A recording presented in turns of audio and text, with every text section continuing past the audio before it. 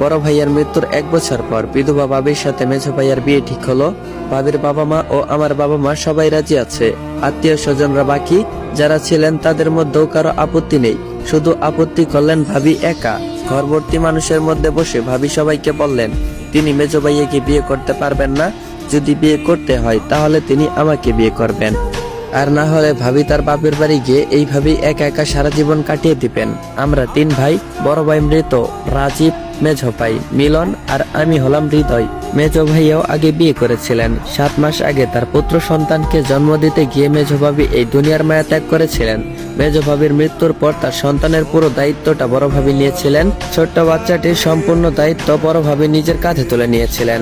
দেখতে দেখতে 7 মাস পার হয়ে গেল। বড় ভাবি এখন মেজো ভাইয়ের সন্তানকে নিজেই দেখাশোনা করছিলেন। অপর দিকে নেই মেজো ভাবি। মাঝখানে 7 মাসের বাচ্চা দুর্জয়। যেহেতু দুজনেই পূর্ব বিবাহিত এবং প্রত্যেকের সঙ্গী এই পৃথিবীতে নেই, তাই বাবা মা সবাই চাচ্ছিলেন তাদের 2 জনকে এক করে দিতে। এতে একসঙ্গে 2 জনের সংসারও করা হবে, আবার দুর্জয়ের মায়ের অভাবটাও পূরণ হবে। কিন্তু ভাবির সোজা কথা, তিনি আমাকে ছাড়া কাউকে বিয়ে করবেন না। ভাবিকে সবাই মিলে বোঝাতে শুরু করলেন। তাকে বলা হয় আমি এখনো পড়াশোনা করছি, কিছুদিন পরে আমার মাস্টার্সের পরীক্ষা। তাছাড়া বয়সে ভাবির চেয়ে আমি কয়েক মাসের ছোট হব। সব মিলিয়ে আমার সাথে ভাবির বিয়ে অসম্ভব প্রায়। ভাবি তখন আমার সামনে এসে জিজ্ঞেস করলেন হৃদয়, আমাকে বিয়ে করতে তোমার কোনো আপত্তি আছে? যদিও নতুন করে বিয়ে করে সংসার করার বিন্দু পরিমাণ ইচ্ছা আমার নেই।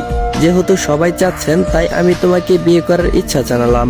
যদি তুমি রাজি থাকো তাহলে সবার সামনে বলো, আর যদি রাজি না হও তাহলে সমস্যা নেই, আমি আমার বাপের বাড়ি চলে যাব। ভাবির কথার পরে সবাই আমার দিকে তাকায়। আমি কোন পক্ষে কথা বলবো কিছুই বুঝতে পারছি না।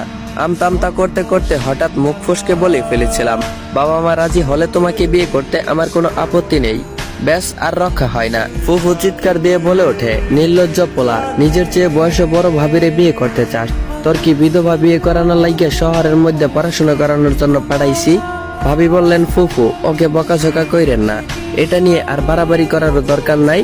আমি আর হৃদয় যেহেতু রাজি আছি, আপনারা যদি চান তাহলে বিয়ে দিয়ে দেন, আর না হলে যেভাবে আছে সবকিছু সেভাবেই থাকুক। তবে আমার খাওয়া দাওয়া নিয়ে কোনো সমস্যা হলে আমি সংসারের দায়িত্ব বুঝিয়ে দিয়ে আমি বাপের বাড়ি চলে যাব। ঘটনাটা এই পর্যন্তই রইল। মেঝো ভাই তো আমারে দেখলেই এমন ভাব করে যেন আমি তার চিরশত্রু।